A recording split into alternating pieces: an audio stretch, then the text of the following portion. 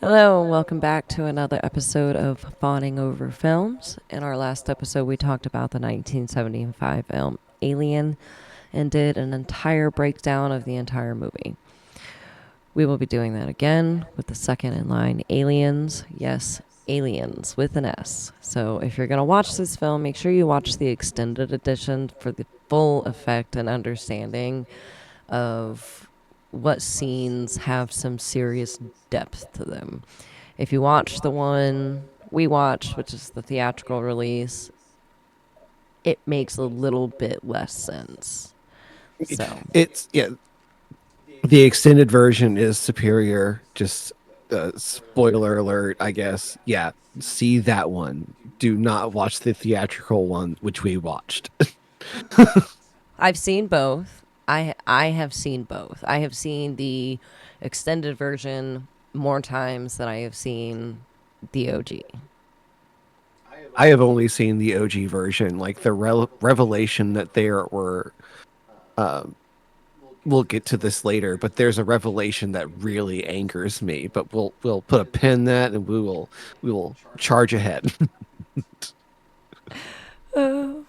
So, my history with this film is I think I was about the same time I was, or same age I was when I saw the first one, so about 13.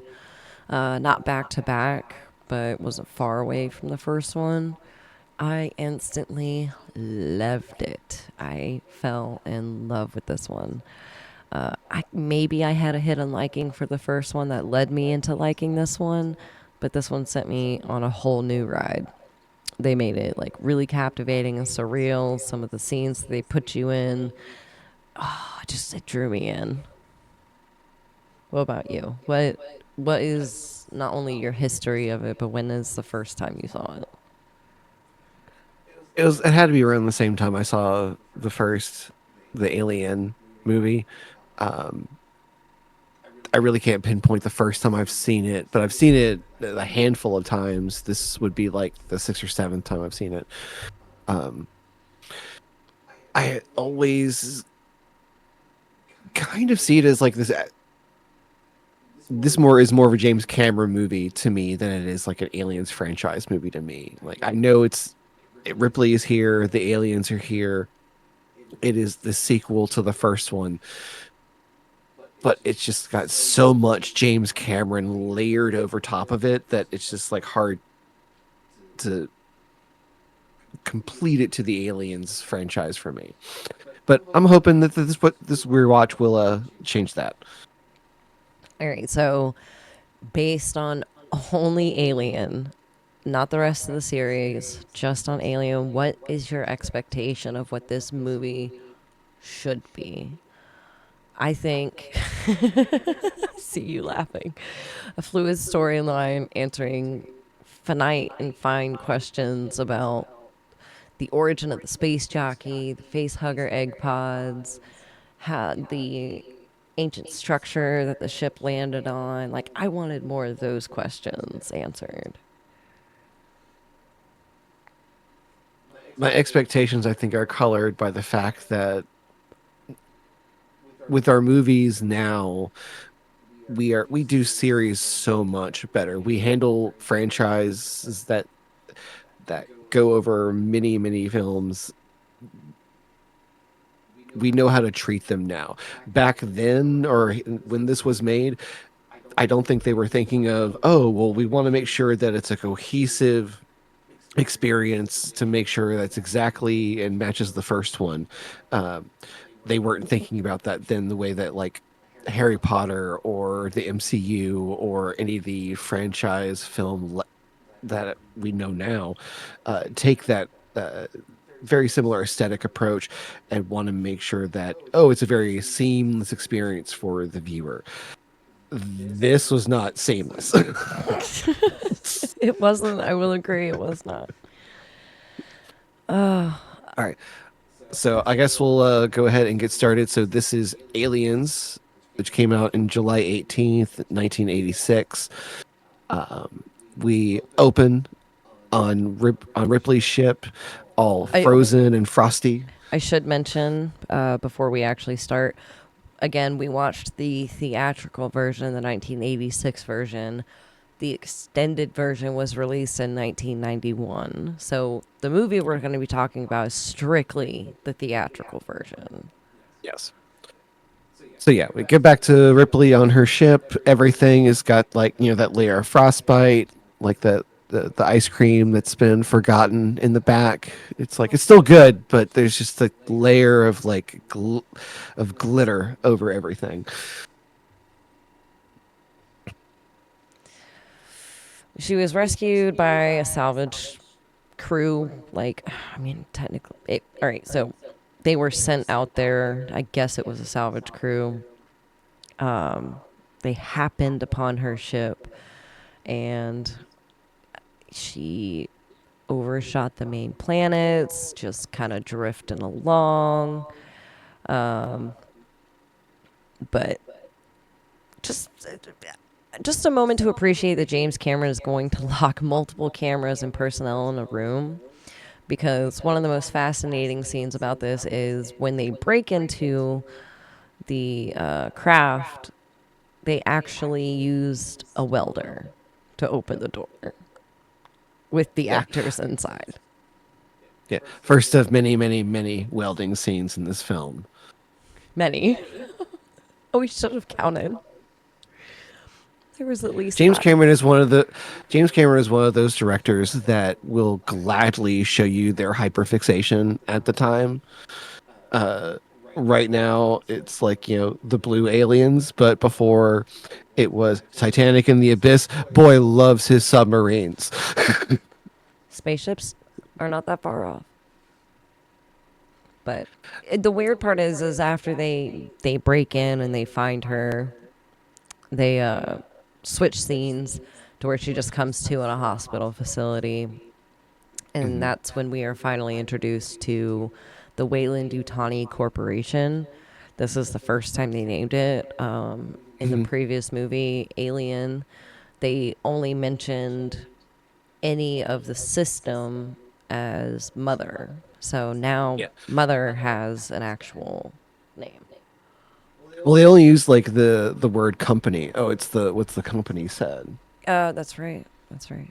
And like did some digging. Apparently, you can see the Wayland Utani logo on like some mugs and like some weird panels here and there, but it's just the logo. The name isn't there. It's just like the weird WY kind of Yeah. shape. In this movie, they actually come out and say the name. So we have our villain. Our villain. Now that you say that, enter Burke, Mr. Paul Reiser. Doing his best HR rep, who's totally your homie, but is actually just like a giant slime ball.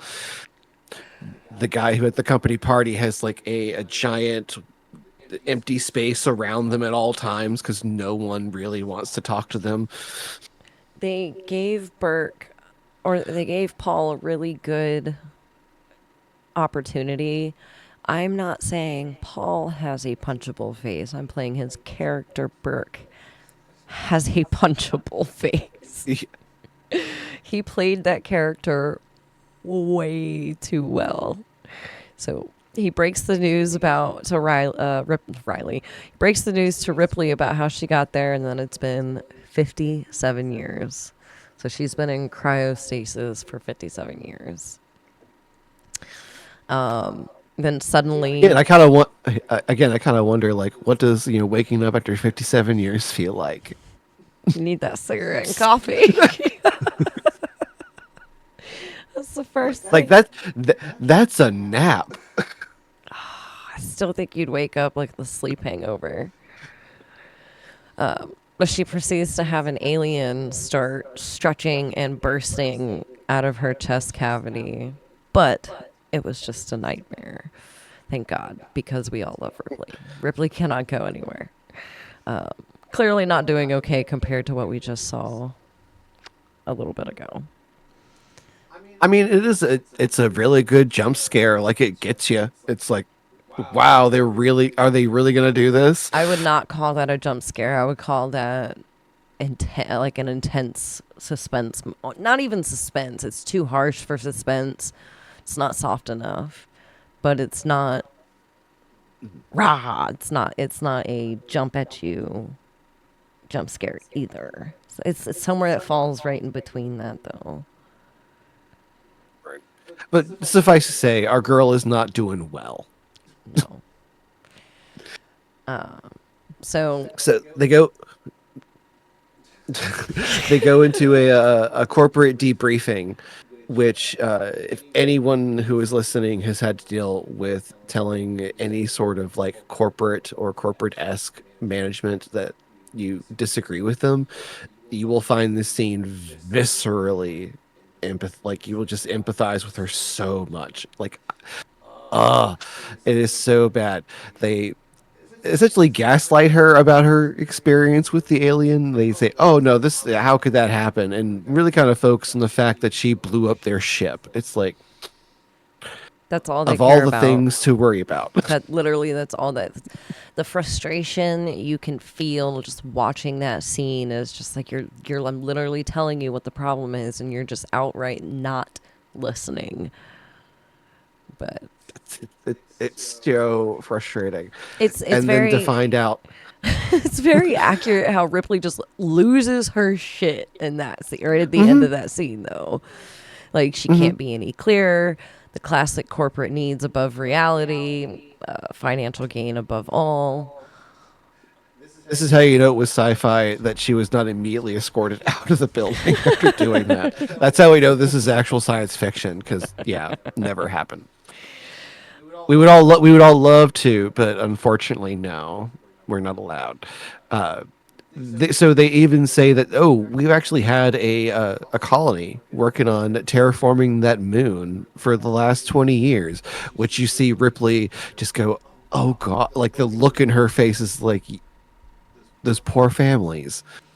Yeah, they called it a shake and bake colony. They said they'd been there for 20 years before any incident occurred. And the guy said maybe 60 or 70 families.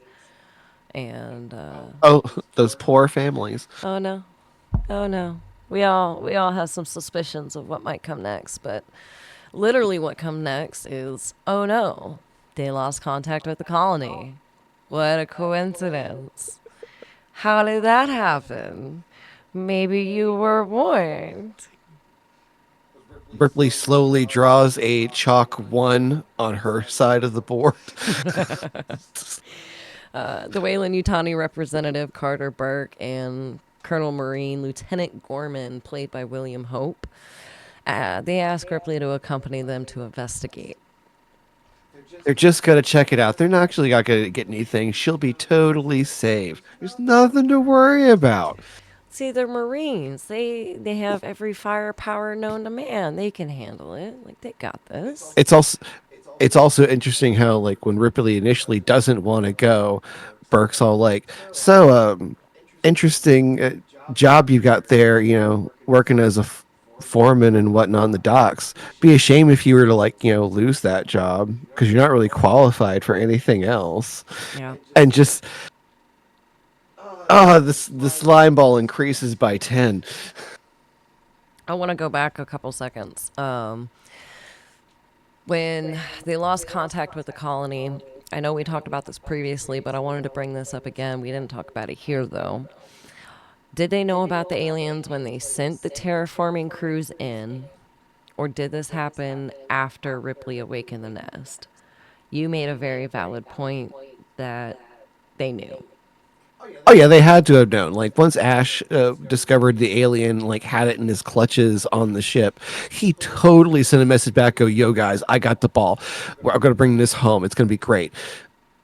And then when he didn't come back, they're like, okay, so clearly getting this entity off world is problematic. Let's just go ahead and send the science team to them. Yeah. And of course, like, oh, we're just gonna quote unquote terraform the Earth or the moon, and yeah, it's just they're just sending them in to be bait. Yeah. Shake and bake, like the chicken colony, because you send them in there. 'Cause they're, yeah, chickens. It's And awful. I helped.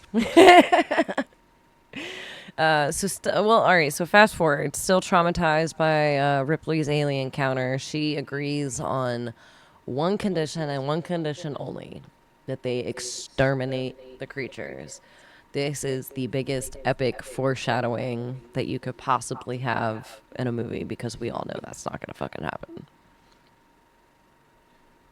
And then she proceeds to have another, like, we get another one of those, like, night terror, like, wake ups. And at this point, I'm actually, like, wondering, like, is anything actually happening? Because, like, the first scene was the alien coming out of her, and then we wake up, it's like, oh, no, it's just a nightmare. What just happened was just a nightmare. Luckily, they after she wakes up, a couple another scene passes of just some aesthetic views, and she goes over to Jonesy and says Jonesy is staying home. Thank fucking God the cat is staying home, because if they drug the cat in there one more time, I would have lost my shit.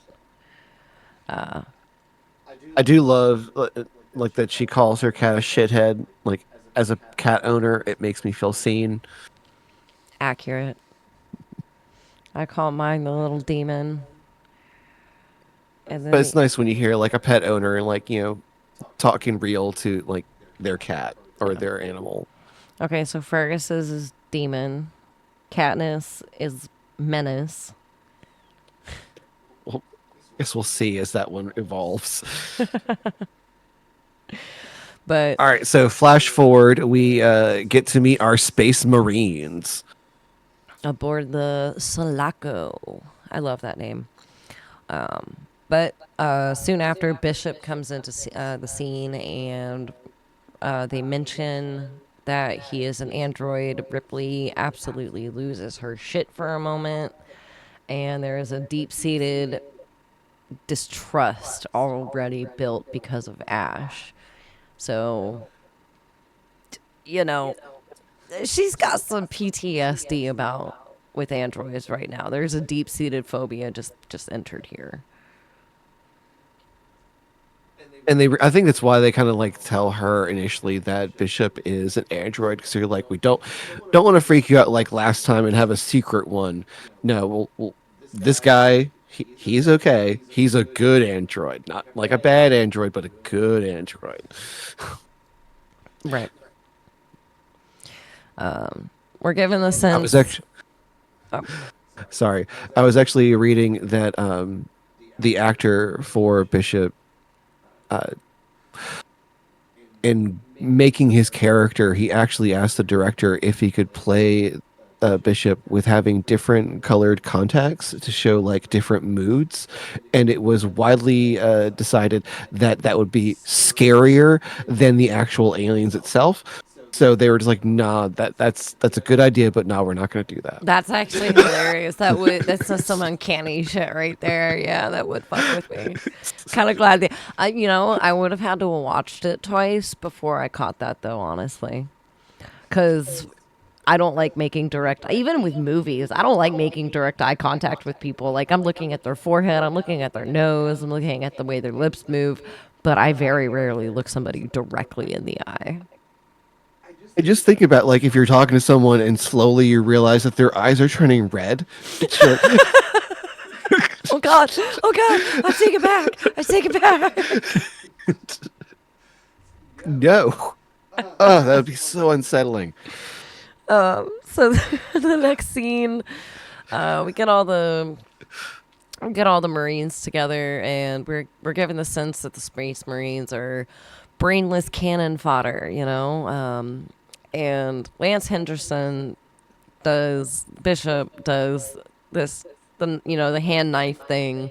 Oh yeah, we get the knife, the legendary knife scene. Oh yes, he does it to Hudson, who is played by Bill Paxton, and all the thoughts go out to the morons who saw this and said, "Hold my beer," and lost a finger or a couple.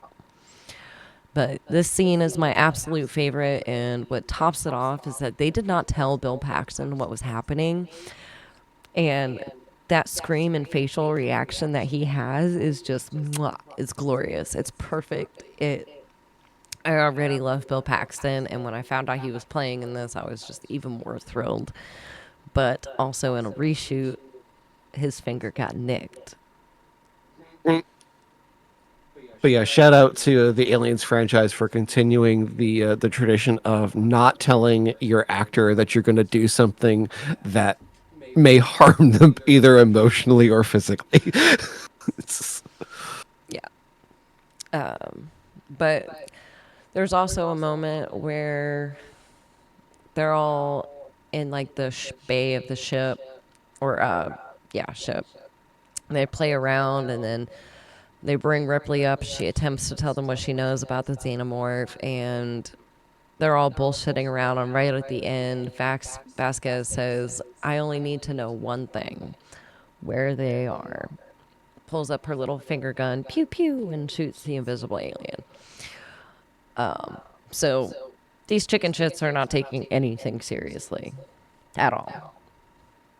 no, it's it's it's interesting to see how he writes like space military back then and how he writes it now with the uh the military-esque group in the Avatar films. Like he clearly thinks that they are just like brain dead. We don't kill we It's very much the hyper masculinity, and I can't tell if that was very intentional given the motherly themes of this movie, but yeah, he is very much like, oh, these guys are just like uber masculine in a laughable way. Yeah, yeah. But oh well, like you say that, in the most masculine way, we get the power loader intro, the gimme, gimme, gimme. Nice, perfect establishing moment for Ripley. This is the moment Ripley opened the don't fuck with me door. Well, it's her chance to like show the guys that like she can operate this thing. She's just as good as them. It's like don't just because she's a woman, don't think she can't do it. So they all get ready, load into the dropship, and they go through the scenes there. But there is a moment where they ask, what is his name? Gorman. They ask Gorman, how many drops has he done? And he's done 38 drops simulated and 2 real combat drops, including the one that they're on right now. So he's already kind of losing his shit. Like, he's already sweating bullets before the action even happens.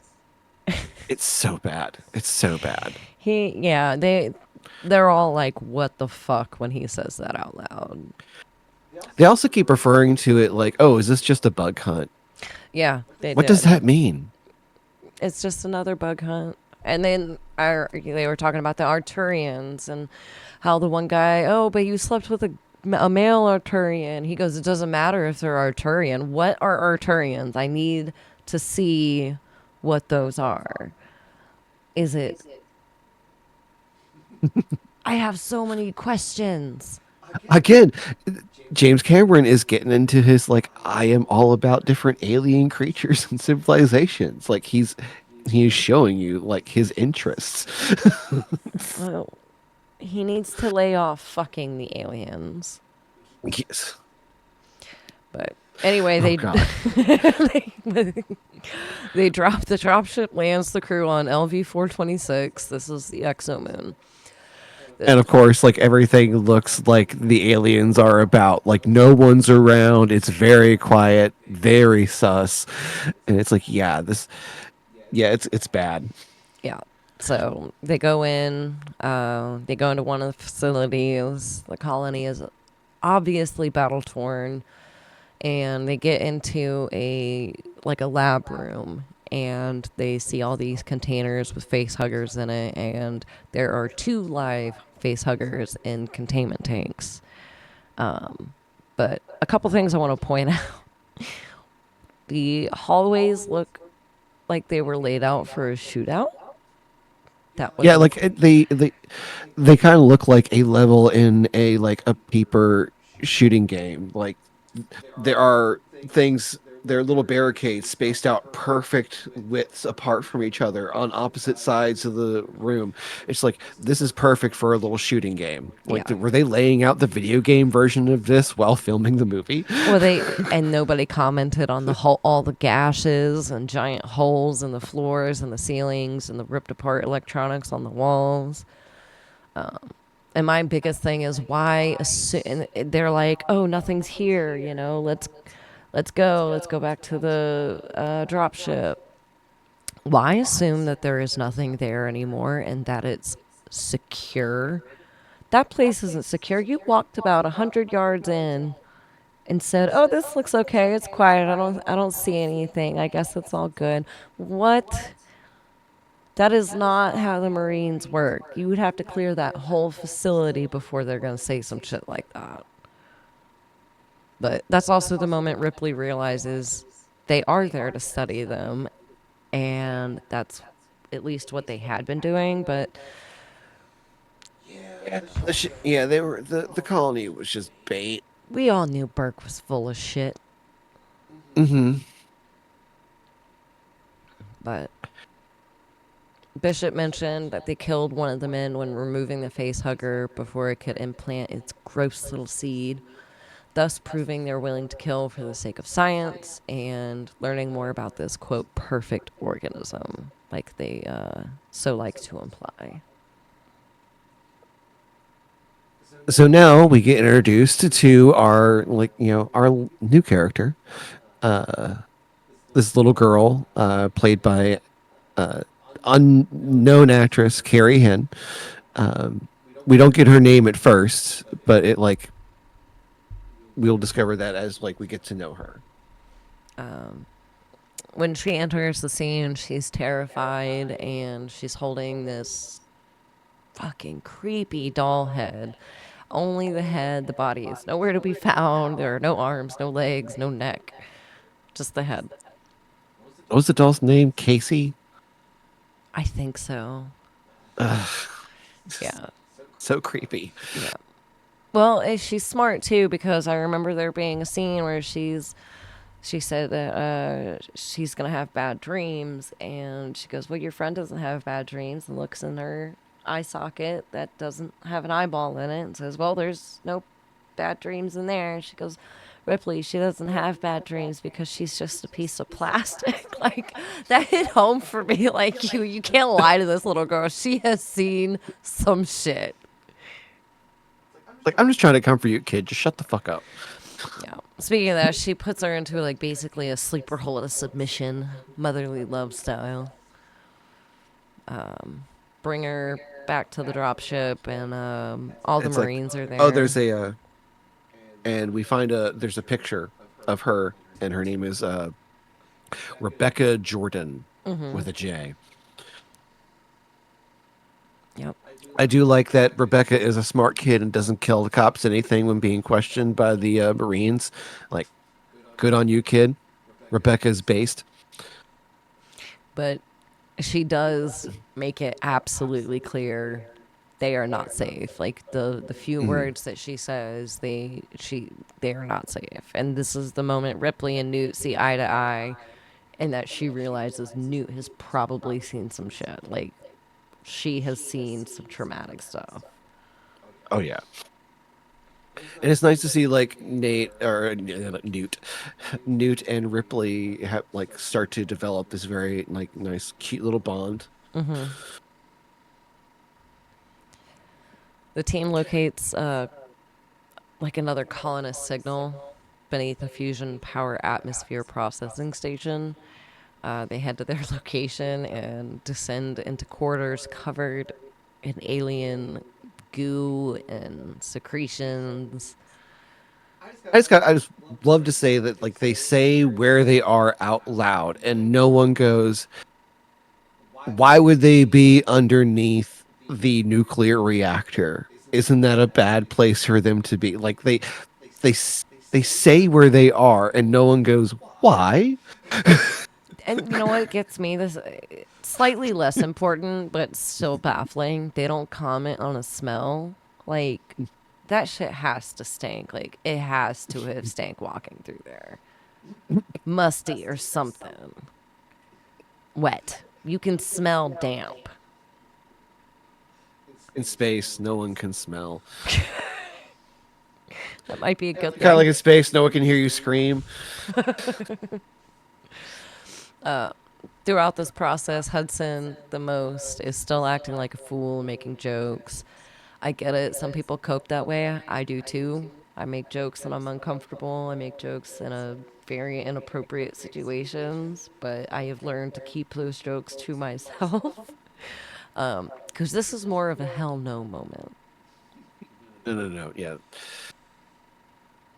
So, like, while they're going through the basement, Ripley rightly points out that they are underneath, like, essentially a nuclear reactor, and that firing guns would be very bad.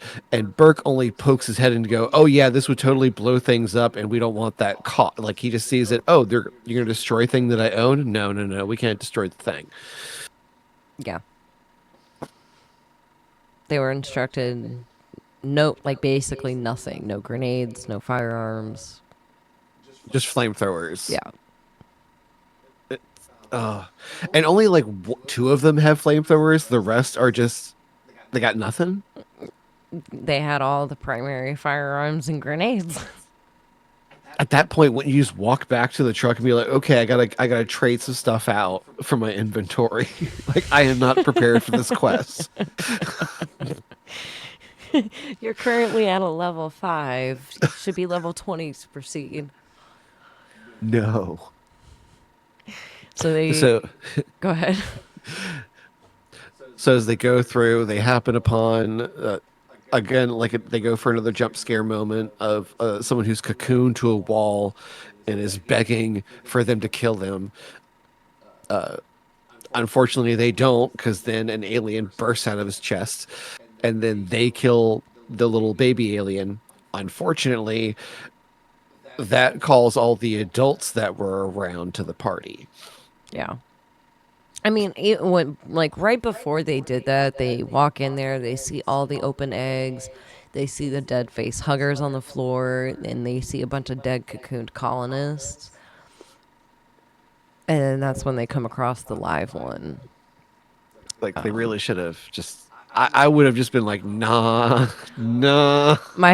One of my favorite parts is that's the moment Hudson got humbled by seeing the cocoon colonists. That was the moment reality sunk in for him. Like, oh shit, maybe this isn't really that funny anymore. But panic mode was activated. Everybody there was like, "Where's the nearest exit? Check, please. Let's go."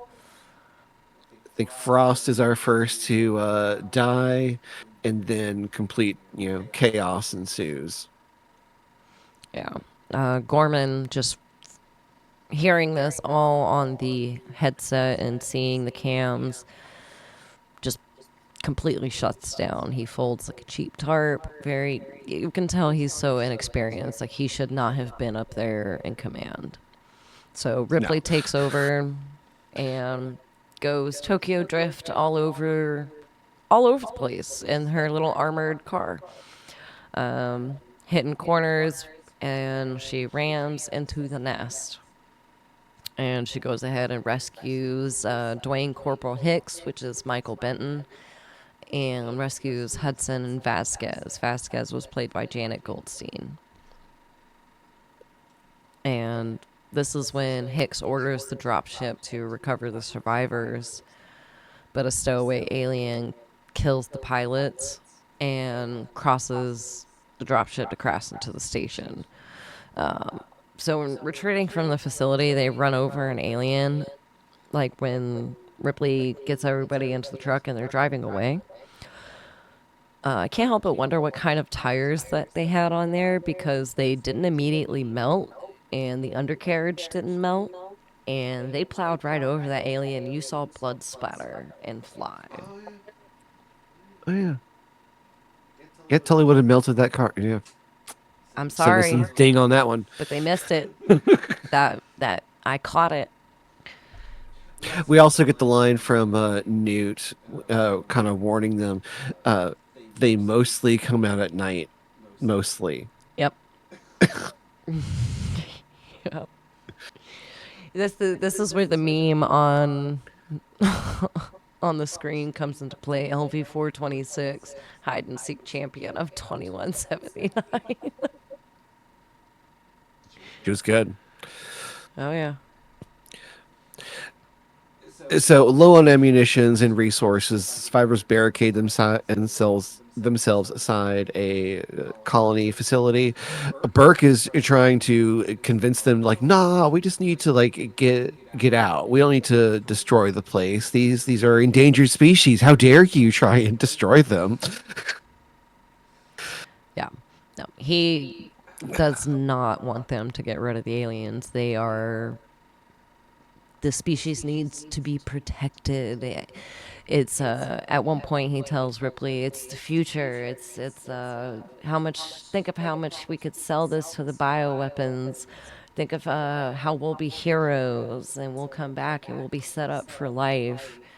And that happens a little bit later, but the foreshadowing of Burke trying to save the facility and saying that there's no Hmm. right to exterminate them is just insane. Yeah. Bishop then lets everyone know that the when the drop ship crashed into the facility, uh, when the alien killed the two pilots. Yeah, that kind of set in motion a series of things that would lead to a what's the word I'm looking for? A I can't help you. overload. I can't help you here.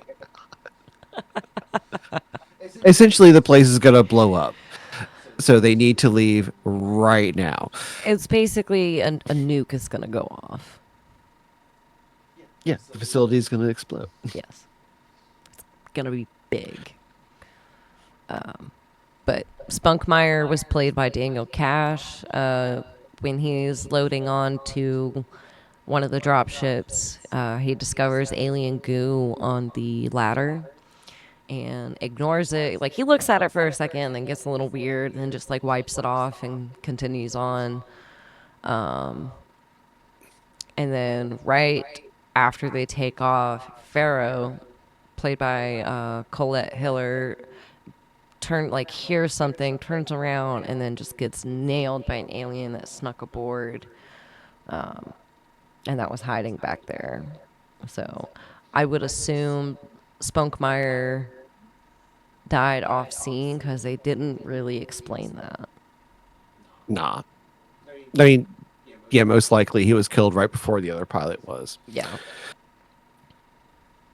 So Bishop volunteers to get to the other remote colony or to the other colony facility that has the one remaining ship that they can use to get off the planet.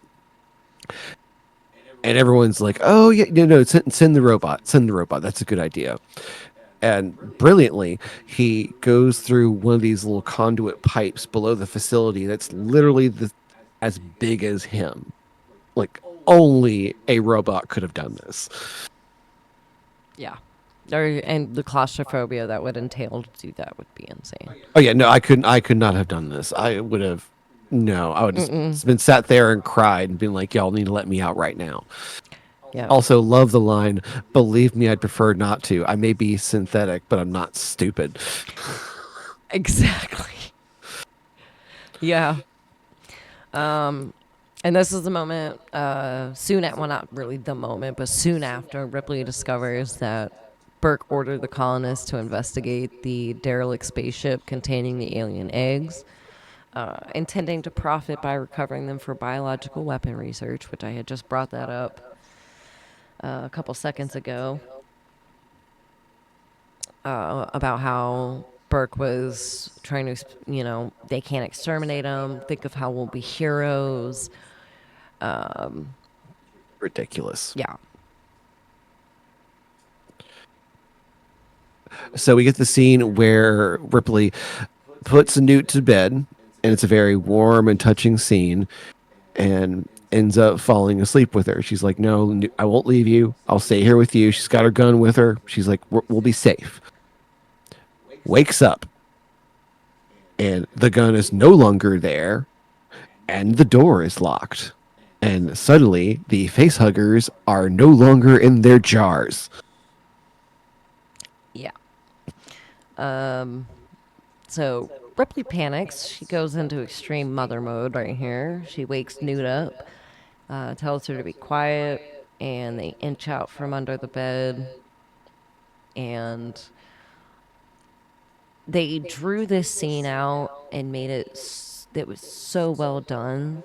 It should have been something that was supposed to be quick and over with, but the way they, it's so hard to explain. It was just, they did so well. Well, James Cameron loves his set pieces, and like you've had a couple like smaller set pieces, but like the first alien attack, and this one gives him like this, like the ability to do a nice little like set piece of a scene. Um, I think they used actual animatronics for the face huggers. One of them took like 18 people to operate.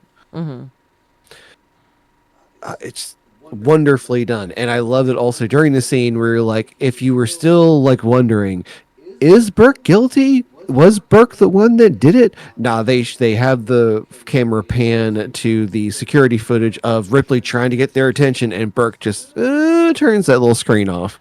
Yep. So yeah, we get full confirmation that this dude is like the douchebag. Oh yeah, he's definitely the worst one in the group. But Ripley triggers a fire alarm to alert the Marines. They come in. They can see Ripley being attacked with one wrapped around her throat, and she's covering her face with her hands, trying to push it away. So it's choking her out currently, and Newt's got one pinned by the tail up against the wall from a medical cart. And Hudson takes great pleasure in shooting the shit out of that one. Oh, yes, he did. Yes, he did. They said, let's blow out or shoot the window. So he shot the window. He did that awesome Marine nosedive through the window. Comes in. They all come in heroes. So Newt is saved. They pull it off of Ripley and they get ready. They throw it and then they fire on it and kill it. Like skeet shooting with aliens. Pull! So Ripley finally calls out Burke for like what he's trying to do, and lets everyone know it's like, nah, he was planning to put the aliens in me and Newt and get us back in cryo sleep. Like essentially getting around customs, and just also insinuates, I don't know how she knew this, but insinuates that he was going to rig their cryopods, or the rest of the Marines' cryopods, to essentially stop functioning to allow theirs more power and energy to get them home. Like he essentially, she's like, oh, he was going to kill y'all just to get us past customs. Yeah, pretty much. And At that Hudson is ready to blow his fucking face off. And at that point, the power goes off, and we, have another little set piece coming up. The aliens are now launching on the facility, coming through the ceiling, and wonderful little action scene. Oh, and not to mention another welding scene. Oh yeah, they got to weld the door shut, and then realize, oh, we probably shouldn't have done that. Yep. Trapped themselves in not once, but twice. Unfortunately, they go into a vent, and that's how they. Oh, well, first of all, the Burke runs away. Like, he is the biggest pussy of the group. He runs away first, doesn't try to help. Ripley follows behind Locks him. the door behind him. Locks the door behind him, yep. And Newt says, this way. So she opens the vent. They all go into the vent. All the Marines follow after. They go into the vent. And Newt gets separated from Ripley, falling into another vent, and in the struggle of everything, the aliens killed Burke, they subdued Hudson, they dragged him through the floor, they injure Hicks pretty bad, and then Vasquez was lagging behind with Gorman. They got cornered, and they had one of the most epic death scenes in the whole movie. It was so powerful. It was the moment of the two hard asses of the whole group. I will say that Vasquez gives the look of, I can't believe I have to die with this motherfucker. Yeah. Like she stops him. She's like, I need a moment to process that I have to die with you. I know, but it was such a powerful moment. I loved it. Yeah. And they sacrificed themselves. They blew themselves up with a Mm. grenade, and in the attempt of hoping to take out some of those bastards with them. I mean, I probably once seeing the aliens, I've been like, okay, where's that grenade? Bam. Yeah. Um, so Yeah, Newt is separated. She falls through the thing into the water. They try and get down to get her, and as they're again welding the grates open, another welding scene. we get one of the coolest shots ever. Like this was a, I can't remember the trailer for this movie when it came out, but like you see the scene, and like that was in the trailer. Like it was, it's so good. The alien coming out of the water behind her. It's That so was good. one of the most captivating moments. Yeah, absolutely. So they get the Trailer flooring. ass moment. Yeah. They get the vent or the flooring basically open, and they're stomping it out. By the time they get it cracked open enough to lean down there, Newt's taken. She's gone. So she takes Hicks to the drop ship, helps him there, but refuses to abandon Newt. And I have to say she was willing in the very beginning of the movie when the Marines first encountered the aliens and some of them got taken. She said, "There's nothing we can do for them. They've been taken. You got to leave them behind." She was so willing to throw those dudes under the bus, but Newt, oh, and the cat in the first movie, she just left the fucking cat. So she's not done it once, but she's done it twice now, where she's just willy nilly, whatever, go ahead, you're gonna die. And then she arms herself before descending into the processing station, into the hive. Oh yeah, she gets the total like, I was searching for like how to describe the scene, but it's the very like Rambo suit up moment where she's putting on the guns and the belts and the bullets and getting everything loaded. Yeah. Also got like just like the layer of fake sweat just to make the glisten, just to look all awesome.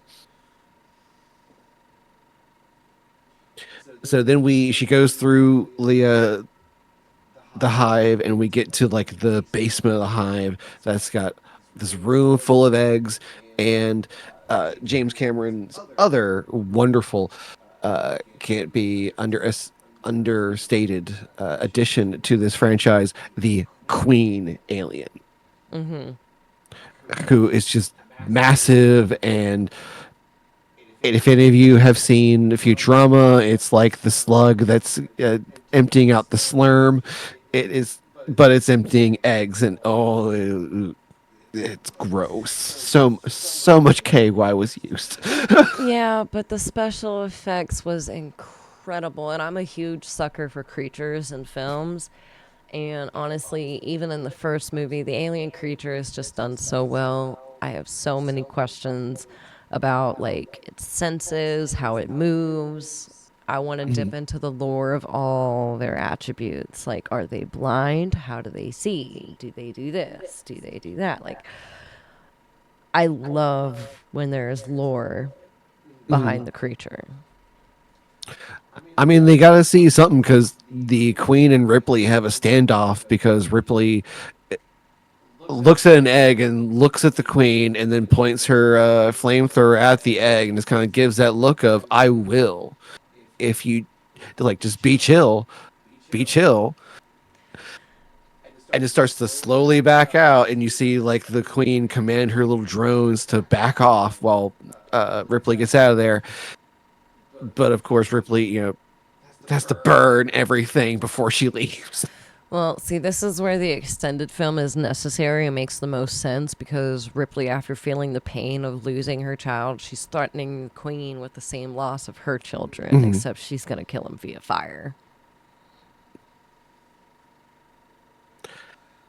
So we get to Ripley also, while destroying the eggs, also makes sure to shoot the shit out of like the part of the queen that is birthing the eggs, Oh, and yeah, that she just uses the shotgun and just plows.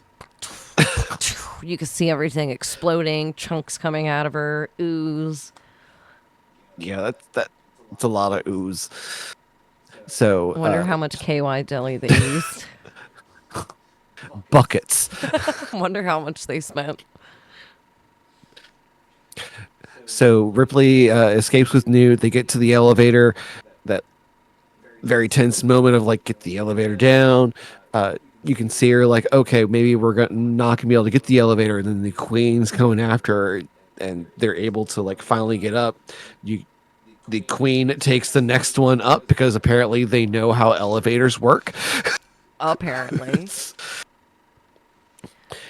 And right as the queen gets off the elevator, they're able to escape with the drop ship. Unfortunately,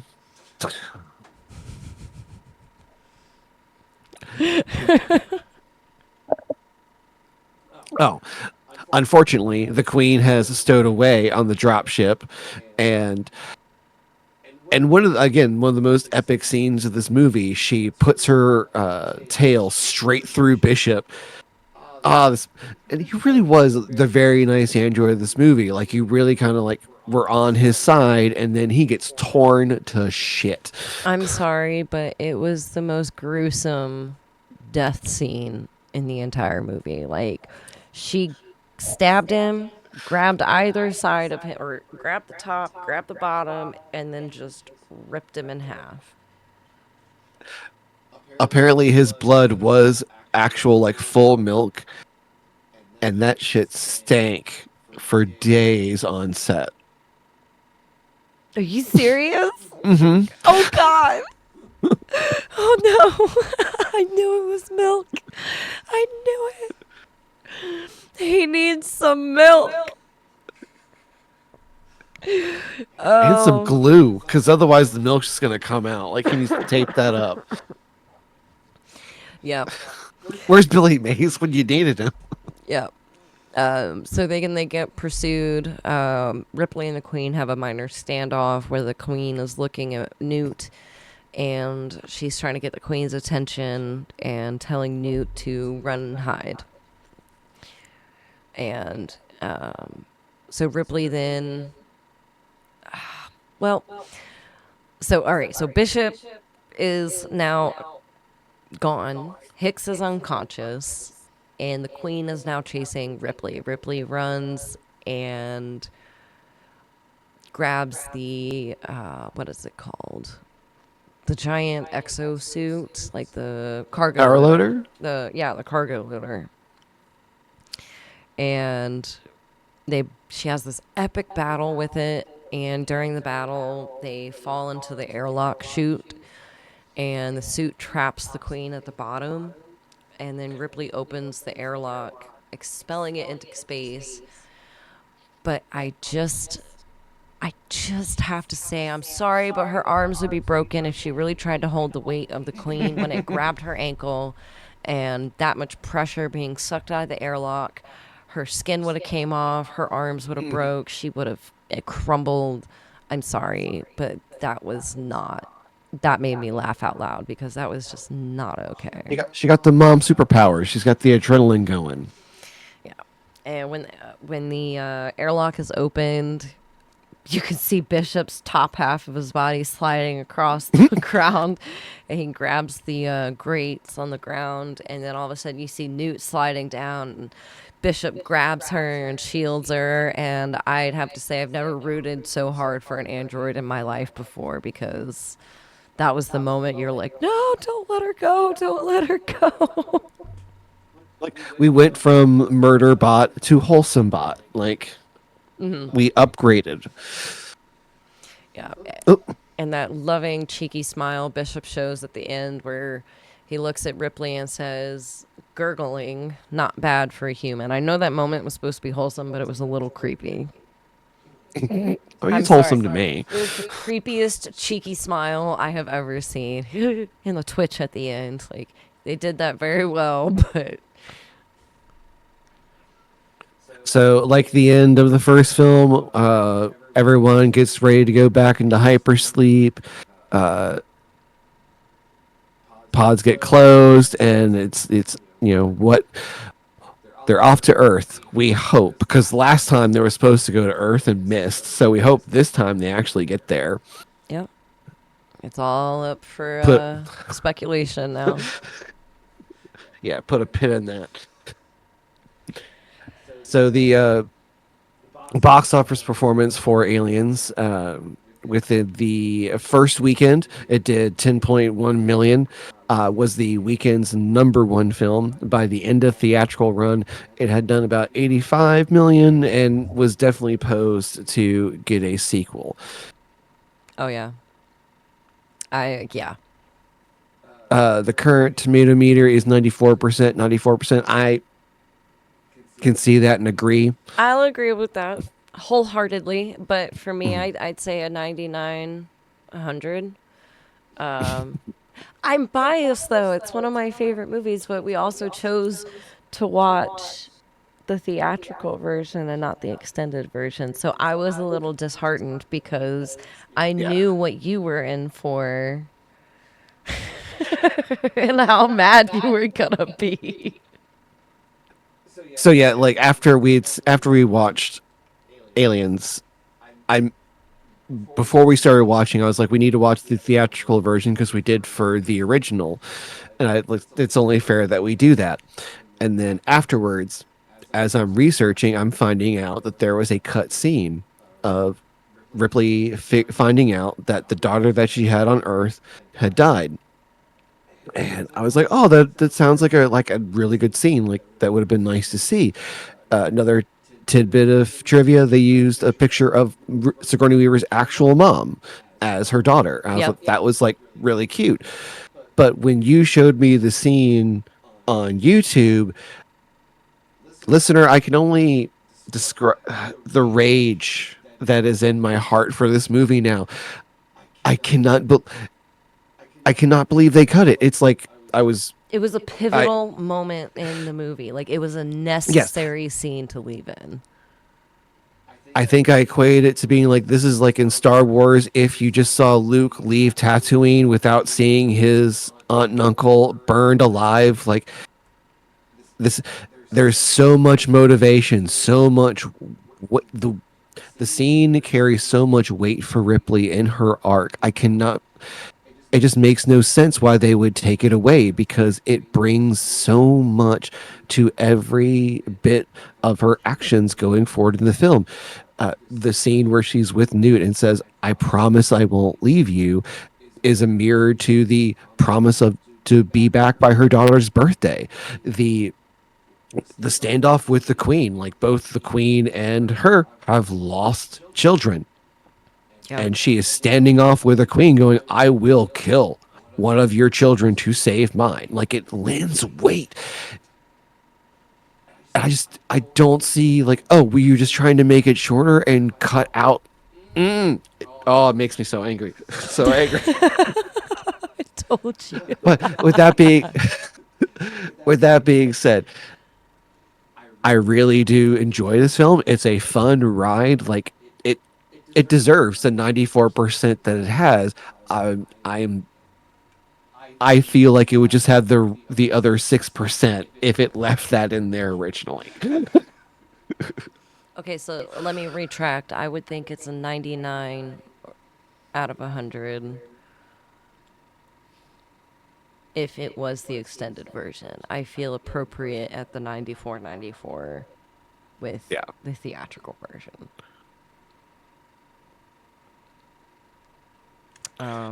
Just a couple little other notes, some pros and cons. Some of my pros were the terror reactions in this one were much better than the first one. Like the facial expressions and the horror, definitely better this time around than they were in the first one. The Mhm. CGI that they did use was fantastic. They didn't overdo it. They stayed on par with special effects as staying as realistic as possible. So I really appreciate that they didn't depend on CGI to push this film. Well, I mean, also they did have like almost 10 years in time difference, so technology was able to upgrade a bit. Right? Yeah. Also, you do have James Cameron, who is known for bringing in and really pioneering any new technology he finds.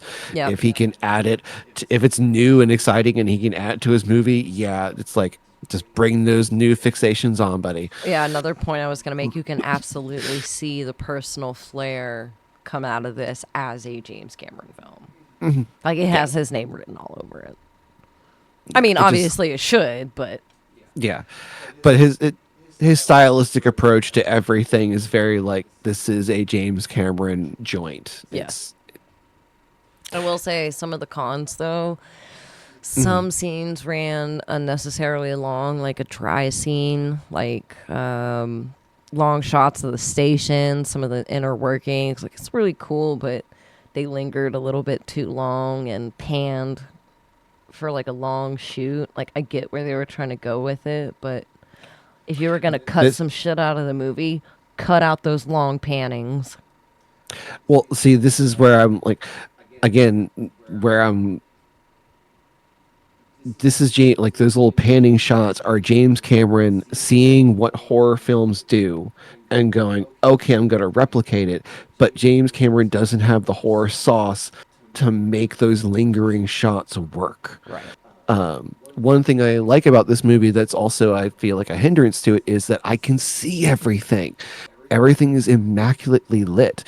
I like that though. And There's nothing wrong with that in a horror movie. and it's great, but at the same time, like if you're trying to, like, to me in my mind, if I'm thinking horror movie or scary, I'm thinking dark where I can't see what is just feet from me about to attack me. The darkness in the first movie, like they used darkness and like shadows purposefully to make sure that you were always on edge of like where could the alien be. I will argue And this that. one it was and this one it was like so brightly lit that like you could see the alien coming at you from down the hallway. Yeah, but that in itself is still terrifying Yeah. as fuck. Like some things you don't need the dark to be scared of. And I think James Cameron did a really good job in presenting that. Like he was very Oh yeah. forward. It's very well done. I'm just saying like my personal opinion, like when it comes to my definition of horror. Like this is it's those panning shots again. There's an example of him trying something that's not in his wheelhouse and that's why it doesn't work. Right. No, I agree. I agree with that. I also disagree with the tagline that was given to this movie, the summer's scariest movie. Nah, dog. Yeah, I don't agree with that either. That's a little bit. Maybe like maybe like action fright, but this was not like if I'm thinking of summer's scariest movie, this nah, I would not call this scary. Like I said, it's not quite horror, but it's not quite suspense. It is a good definition of sci-fi horror, but it's still like horror is still too strong of a word to label it. I would say this gives me as much horror vibes as Independence Day gives me horror vibes. That doesn't give me any horror vibes. None. Like I said, it's like it just feels more like a space sci-fi action movie than it does a horror movie, which the first movie did so well. So last one we graded. We're gonna grade this one too. On a scale of 1 to 10, what would you rate this film on face value? 10. I love it. It's my favorite. Okay. All right. With that being said, how would you rate it at a deeper value? Well, what would you rate yours at a face value? Face value 9. Like this is a romp. You can put this on, shut your brain off. You're gonna have a good time. It's a solid movie. I can't deny that. Okay. I'm satisfied with that answer. So again, like what on a deeper level, what would you say this was? On a deeper level, I'd say it was a solid 8. There's very few things I would change about it. But then again, I'm basing this off. Okay, take that back. Take that back. Take it back. Take it back. Take it back. I was basing that on the extended version. If I I'm still going to take it out of 10 at face value because I still love it no matter if it's the extended version or theatrical version. But this one at a deeper value, I'm going to say at least a 5 or a 6. Yeah, no, deeper value. I like with this one in particular, with theatrical, it is there are interesting themes that Cameron plays with. Again, motherhood as a big thing in this film, arguably a bit better executed in the extended, but I Yeah, digress. if we were rating the extended film, I would have rated that Yeah, a 9.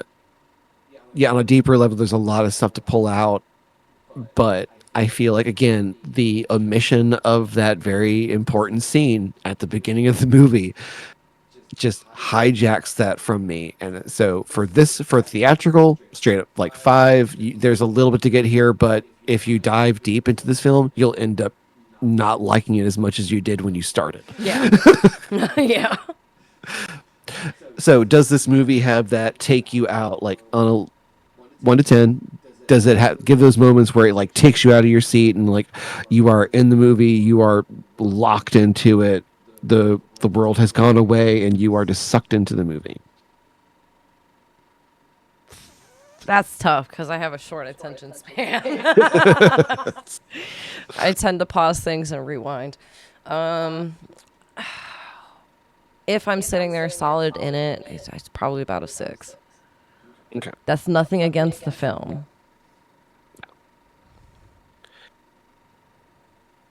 Now I'm gonna go.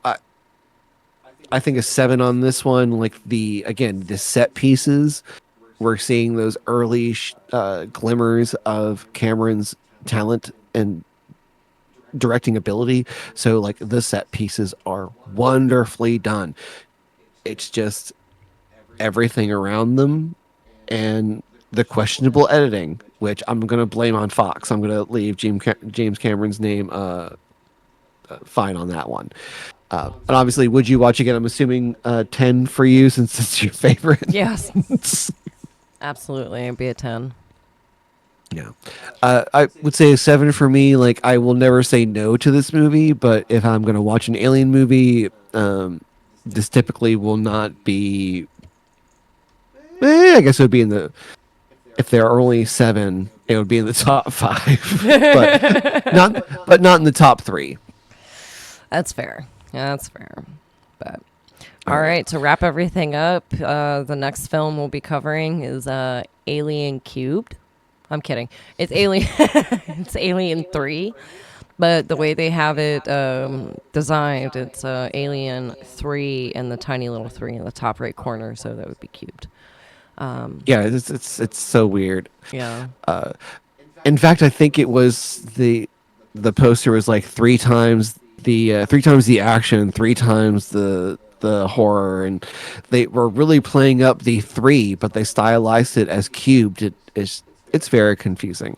Yeah. But yeah, what will happen to our new friends Ripley, Hicks, or Ripley and our new friends Hicks, Newt, and Bishop?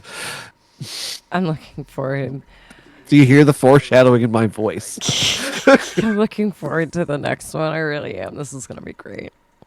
Yeah, I've only ever seen it like twice, and I think one of those times was with you a couple months ago. So watching it in this context, like I'll be able to like nerd down in it a little bit more, but I'm anxious to start getting into it. You're going to like it. Oh no, it's directed by David Fincher. He's one of my favorite directors. I know I'm going to love it. It's just like I just remember it being It's my least favorite. Interesting. It's my least favorite. Yeah, just it's interesting. But yeah, we'll get into that next time. All right, guys. I hope you enjoyed it, and Aliens 3 will be the next one. Thanks again for listening.